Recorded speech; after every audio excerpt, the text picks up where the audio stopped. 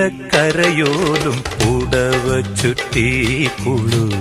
ചന്ദനത്തോടു കുറിച്ചാർത്തി നാഗഫണത്തിരുമുടിയിൽ പത്മരാഗമനോജ്ഞമാം